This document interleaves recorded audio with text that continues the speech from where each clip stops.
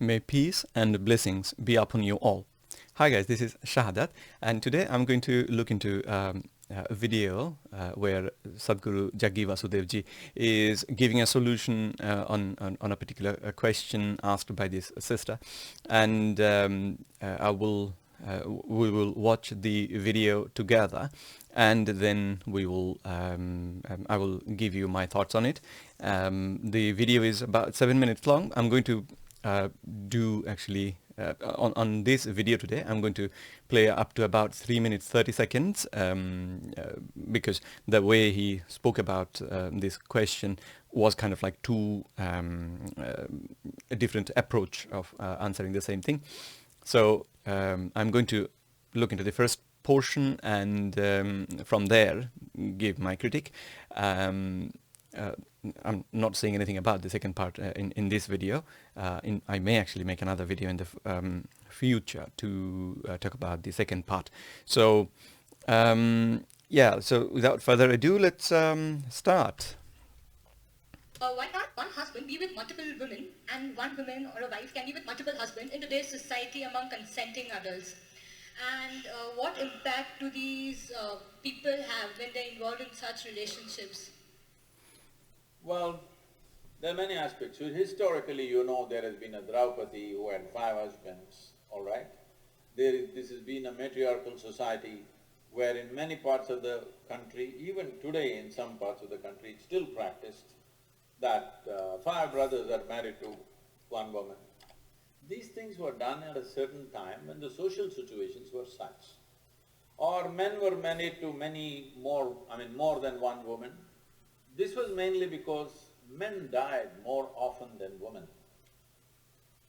Today, both men and women are outside, both may get killed, that's different.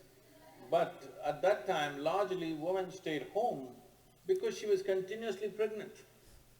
From the age of 14 to 45, 50, she's almost all the time either she's pregnant or she has a young child. This is how life used to be. So because of that, she stayed home and she took care of the property and the agriculture and stuff. Man went out to do business or for war or something else, he went out. So men always died more often.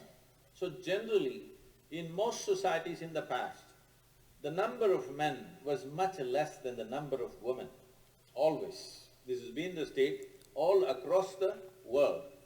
So naturally, when so many women were there, they needed care and they needed support in the society, and those days a woman could not exist by herself.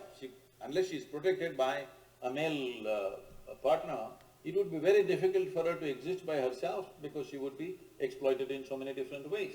So always they attached themselves. So naturally a man ended up having 2, 3 women because the population ratio was like that. But now largely it's leveled out. If some individual does it, it's not an issue, but if that becomes a social norm, then how do you decide somebody has multiple wives, and how do you decide somebody has no wife? This will become a social, collision, it'll become. It'll become lot of problems in the society because we may act civilized. I'm very particular, I'm very clear about saying we act civilized, but when we are denied basic things that we need, all our civilization evaporates and we will behave like animals. Yes or no? So, when fundamentals are denied, people will go flashing. So that's not going to work in today's world. And above all, the woman's condition will become very bad. Those days there was no dearth. If you had land, it was okay. You had 5 wives, it doesn't matter. You had 25 acres, it was good enough, everybody ate well and that's about it. But today our requirements are not just about eating, it's about many things. So that kind of thing will lead to lot of complicated situations in the society. It's better to stick one-on-one, and anyway, forever people have been doing their own things beyond the legal relationships. Things have been happening in the societies. That involves a certain risk. Somebody who's willing to take that risk, that's for them. But others, will live within the legal format. It's a balanced society. If you're asked… So I'll stop there, I guess, because then Sadhguru starts talking about the second aspect of the same question. So from Sadhguru's response, what I can understand is he is basically boiling it down to the numbers. Number of men, number of women. In the historically, number of men were less because they used to go to war and do the dangerous things, business venture, and they used to get killed more often. So their number is less, and that's why unless they marry multiple wives, it'll be difficult. There will be lots of ladies who will not have any husband at all. So that's why that happened, and there is some truth to that actually.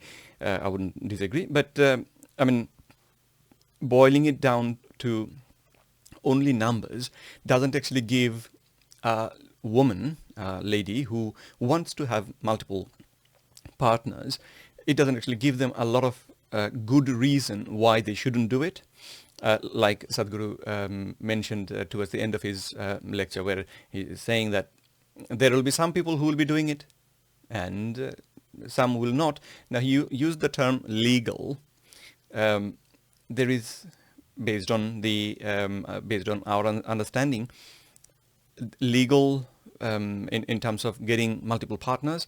For a woman, getting multiple partners is not legal in terms of in terms of the actual meaning of the word legal, whereas the other way around is possible. But yeah, things have happened in the past, which Sadhguru is quite correct. I think throughout the history it has happened, and now recently, because of the invention of birth control pill, this question has become more profound. At the same time, women are going out more, and they are taking part in lots of different kind of activities nowadays, and their income power has increased as well. So there are quite a few factors that are playing into this question. Now, let me try to go through a few things which I think affects this question, and unless we take those things into consideration, it will be like it'll be very difficult for a lady to really judge why she should or why she shouldn't consider having multiple partners, in this case, specifically husbands, say for example. So I just broadly categorize them into two different categories. The first one is the biological thing. You, me, we all know men and women are different. Even though the feminist movement, they tend to try to equalize everything, but biologically we know that we are different. Our physical structure is different, our physical composition is different, our psychological abilities are different. I mean, in this particular point, I remember Dr. Jordan Peterson, who is a psychologist from Canada, and a quite renowned psychologist actually, and he pointed out these factors that men and women are largely the same. Like in terms of, if you talk about how aggressive is a person, if it's a man in front of you, if you say the man is going to be aggressive, you will be correct 60% of the times. And if you say that if in front of you is a lady and you say she's going to be aggressive, you will be correct about 40% of the time. So the difference is not a huge difference. It looks like 40, 60, kind of like in the same range. But the interesting difference is the aggressive men, if they express, I mean, they will express their aggressiveness in a much more aggressive way than a woman. So out of this 60% of men who are aggressive, there will be 10 or 15% or something like that ratio of percentage that are really aggressive. I mean, really aggressive. And that's why, that's how he explains that there are more prisoners, men prisoners in the prison compared to women prisoners. Because even though in the same kind of conflicts, both can actually be quite aggressive, but in men's case, they will take a measure, most cases in men, they will take a measure which is far more aggressive compared to a woman. Let me give you an example. This is borrowed example from Dr. Jordan Peterson. When upset, women actually try committing suicide a lot more often than a man. But the method that they use to commit suicide is not aggressive enough. And that's why many of them fail. Compared to men, many of them fail. But the same measures taken by men who are in this sort of situation, who decided to commit suicide, the methodology, the method that they will pick up, that will be so aggressive that there will be very little chance for them to actually survive if they attempt those things. So that's why you see more men committing suicide, even though more women attempt committing suicide. They attempt committing suicide, but then they, because they use less aggressive method, they survive or fail to commit suicide. Whereas men, they don't do that. They just take the most aggressive. As I said, 60-40. So it's not true for every single person you will encounter. So that's one thing. Because of these differences, if you think about, if you look at the animal world, what do you see? A lion will not tolerate the lioness to look after another lion's cubs. So if this lion is taken control of the pride recently, and it finds that the lioness has got cubs from another lion, then this lion will make sure that those cubs are dead. It'll go and kill them, no matter, any way possible, it'll do that. Whereas a lioness obviously will try to save the children, save the cubs. So there are two kinds of mentality going on. So for a man to accept that his wife is sleeping with somebody else, that is going to trigger a response in a man that is much more aggressive than that will do for a woman. That's generally, you can say that. There will be exceptions, of course. But please remember, these are criteria that we can actually deal with. We can change our perceptions about. Even though we feel aggressive inside, we can. There are lots of situations where you're really angry, you want to really do something terrible, but you tell yourself, no, this is not the best thing to do. Let's calm down, and you deal with it in a civilized way. So those things are possible, and so based on that, it is possible that 5 different men agree to marry one woman. And based on this agreement, then they can live in a harmonious way. There will be other problems, though. Men are more demanding. Physically, men are more demanding. That's generally, of course. Again, I'm talking in general terms. And women are not as aggressive. So sometimes you will find women complaining about their husbands, that they are finding their husbands' demands are like too much. So having 5, 3, more than one husband, if they are demanding like that, the lady's life is going to be really complicated. The other, it's a psychological difference as well, which is a woman's instinctive ability or attribute of caring for a child. It doesn't matter who the father is. The mother, as soon as she realizes that she is the mother of this kid, her biologically, all her instincts will say, save the boy, save the girl, save the baby. Whereas in men's case, it may not work exactly the same way.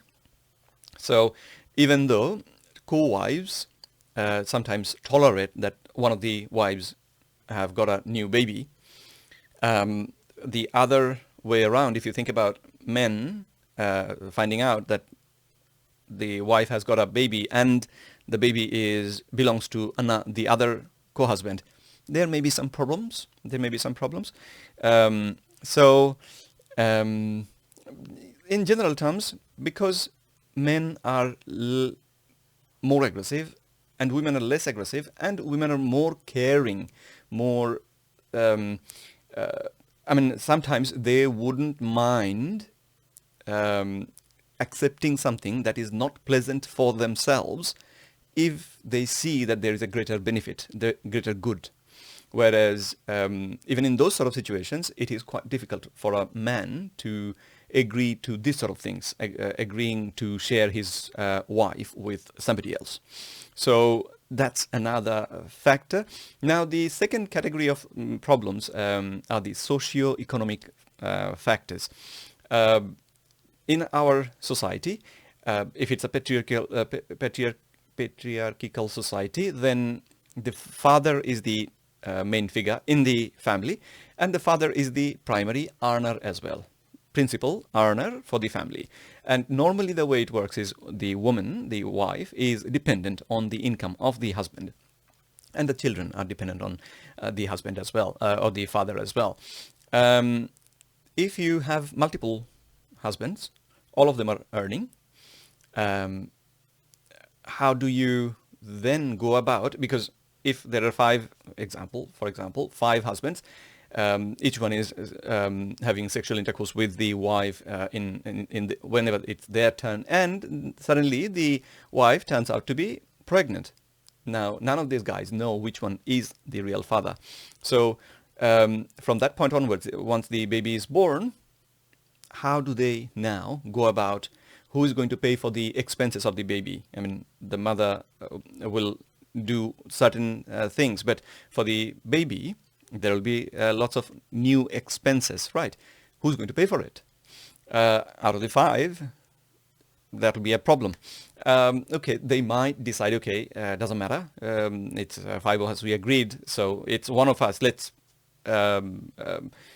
join hands together and pay. The problem is none of them will really be happy with that, and this will constantly keep on adding to the problems. The next problem is inheritance. How do you determine inheritance? The man, 5 men, they're earning, so they are owning their property. Now there is a child, you don't know which is the father. How do you then go about determining how much property of the family it gets? That'll be another big problem. And so if you think about this, they actually put forward quite a few complications that a woman may not want to go through. I'm not saying these are complications that cannot be overcome, and that's why there are societies where there are women who take multiple husbands. In India, there are some tribes where once a brother marries a wife, that is just taken, that wife belongs to all the brothers. Now, if it is brothers, still that makes a bit more sense. Like if we go back to the lion example, the lion will kill the cubs if the cubs belong to another lion that this lion is not related to at all. But recently they've done some experiments, and quite interestingly they found that if the cubs are from a cousin of the lion that is now the alpha male, then it might let them be. So in these societies where the mother is taking the woman is considered as wife of all the brothers, because they're brothers, because they're the same family, and the idea is whatever they're doing towards them. And even if a child is born, even if it is not mine, it is my brother's. So that way the bonding is still quite strong, and so they do not find it as complicated as it would be if there are 5 different men from 5 different families who are married to one woman. So that's some of the problems. Now the arguments that Sadhguru presented, mostly it was about numbers, but then he also said few things that I thought didn't really make sense. And as a person, the way I live my life is I am ready to take the wisdom from you only if the wisdom makes sense, if it makes logical sense. Otherwise, I'll leave it. So in this, just thinking about his example, what I can see is a few things. One is at the end, he's just giving the solution that if you do more than one, then the 1-to-1 ratio is going to be disturbed, and somebody will get wife and somebody will not get a wife. So you shouldn't do that. That's not a really strong enough argument for somebody trying to or wanting to have multiple partners, because when we go and get married, we do not look into the statistics. How many men are left? How many women are left? How many am I allowed to marry, or how many should I marry? We don't look at it in that way at all. Rather, I'm just giving an example. If a man wants to marry 2 wives, even if there is this imaginary country where there are 1 million men and only 2 women, and this man is married to the first woman, if he is the person who wants to marry the second one, he won't care about the other men. He will still want to have the other woman as his wife. And the same thing will be true for women if they turn the table around and they want to have it in this way. And there is nothing really to say, no, you cannot. Because legally, there is no legal binding, right? It's not a legal binding that if you marry one, you are not allowed to marry the second because of these reasons, and the state is going to intervene in the matter. There is no legal regulation like that. So that's one thing.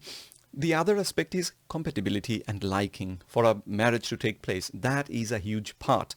Now, if you in the history, there are lots of examples where princesses didn't marry anybody at all because they didn't like the people who were proposing for her.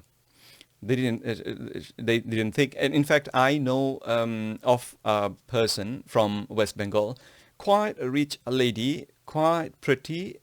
She passed away, but she was very pretty, and she got married to this man, and that man was, to her understanding, to her expectation, he was not attractive enough. And she left the family, she left her husband, came back to her father's home, and she didn't get married again, and she never went back to that house, and she never let that man come to her, ever. So these sort of things happen because this is about compatibility.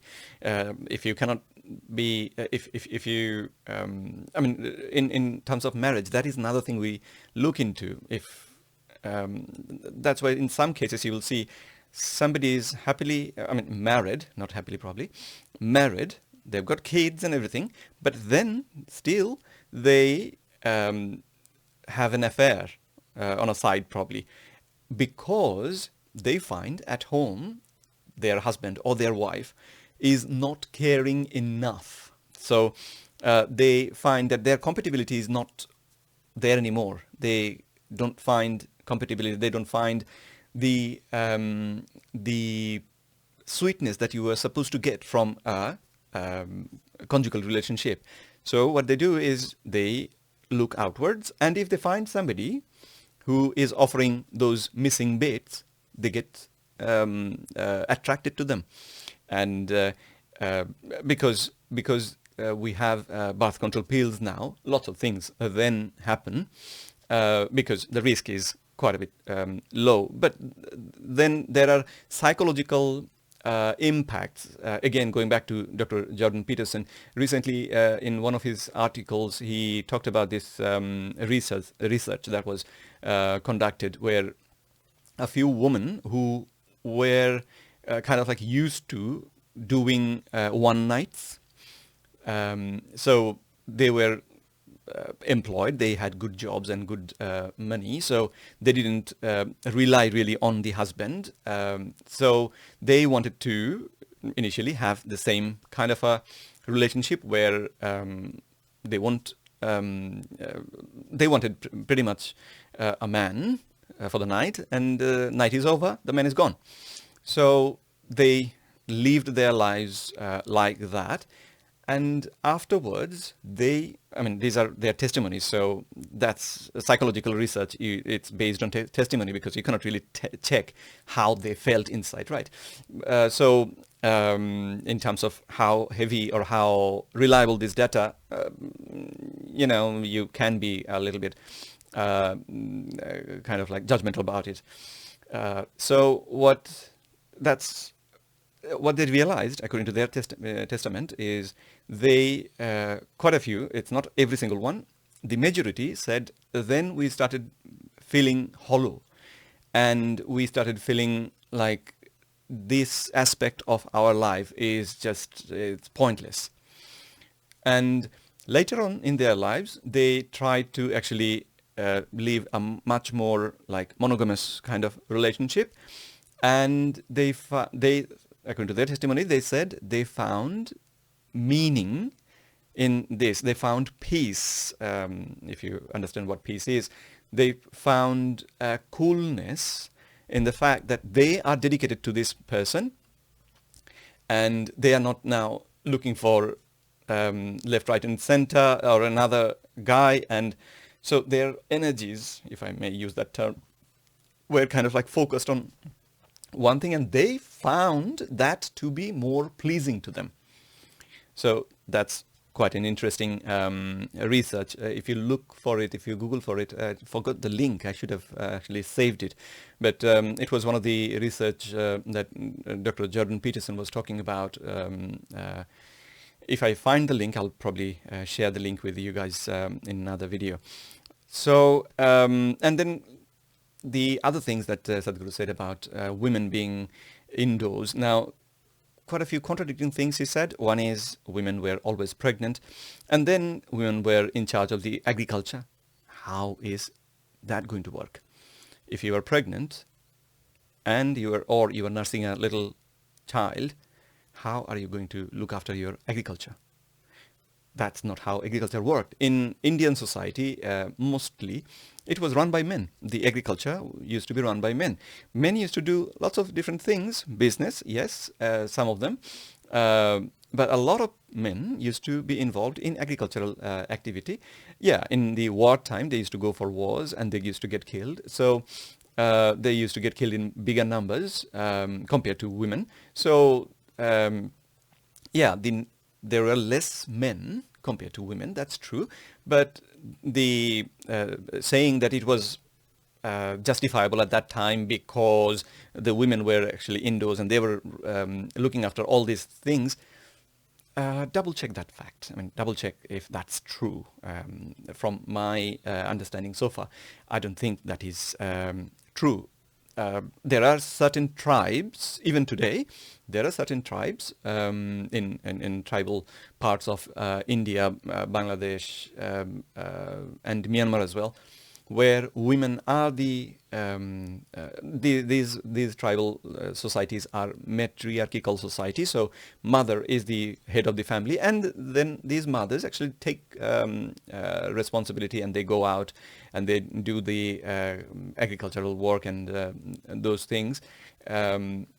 So yeah, there are two things. So what I'm saying is, it is not it is not impossible that the women were not doing it, but generally speaking, in the civilized Indian context, it was more men involved with agriculture and things like those. The point about women having to rely on men, in today's society, the same is still true to some extent, actually, even though their the empowerment and their ability of earning has increased, and that's why some women can think that we are independent. But the problem, this is the problem of human race, really, is that we are dependent on each other. Men and women, we are dependent on each other, and we are dependent in a mystical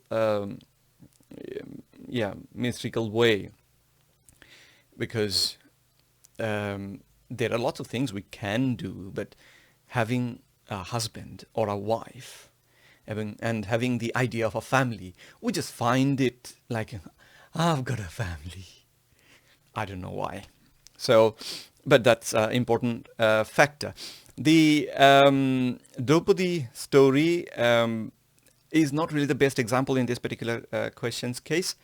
My goodness, I'm making the video really long. Sorry.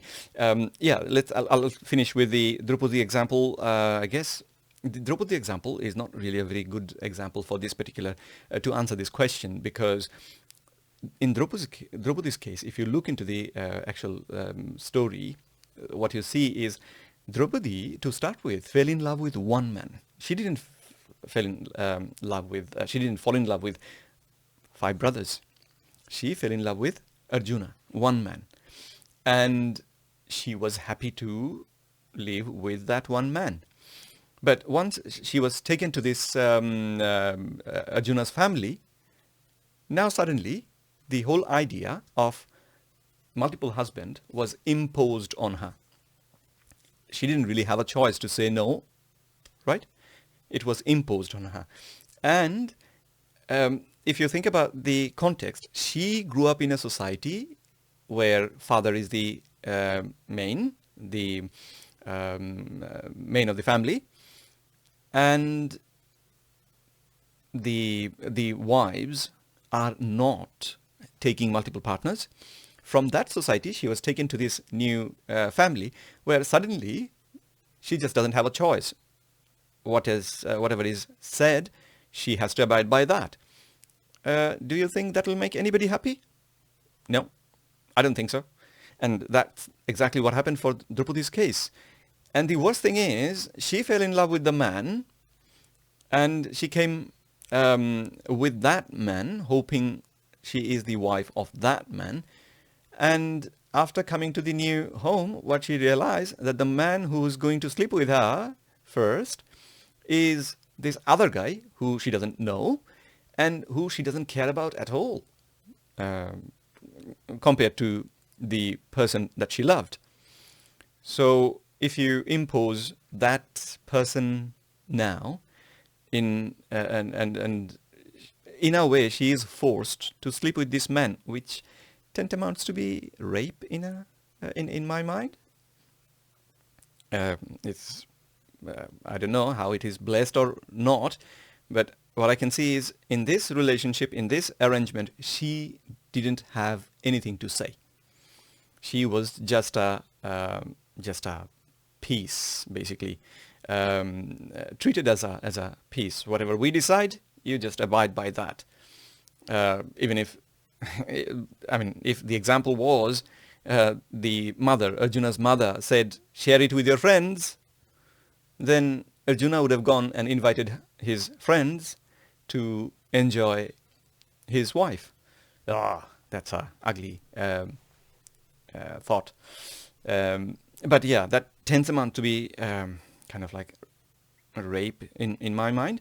So using that as an example to show a lady that you shouldn't have multiple husbands because that causes quite a bit of problems, the lady will immediately turn around and say, you don't really understand. The problem is not multiple husbands. The problem was that Draupadi was in love with one man and these others were imposed on her, right? So yeah, that's basically what I thought about this particular video. For the second part, I could probably make another video, but I don't know. If I feel like it, I'll do it. There are some contradictions, but yeah, I'll see how it goes. So thank you very much for watching the video. Please do not forget to subscribe to see similar kind of content in the future. If you do not agree with my analysis, if you think I'm missing something and I'm analyzing or devaluing or undervaluing Sadhguru's the information that or wisdom Sadhguru is trying to spread, please leave a comment explaining why you thought that. I'm sure some of you will swear at me. I'm perfectly fine with that. When people don't have arguments to present, they get angry and they swear, and I can understand that. Sometimes I feel in the same way. Well, I refrain from swearing at anybody, but I can feel that as a human being, this is something that is possible. So yeah, feel free to leave a comment. So with that, I hope to see you again. Take care. Bye bye.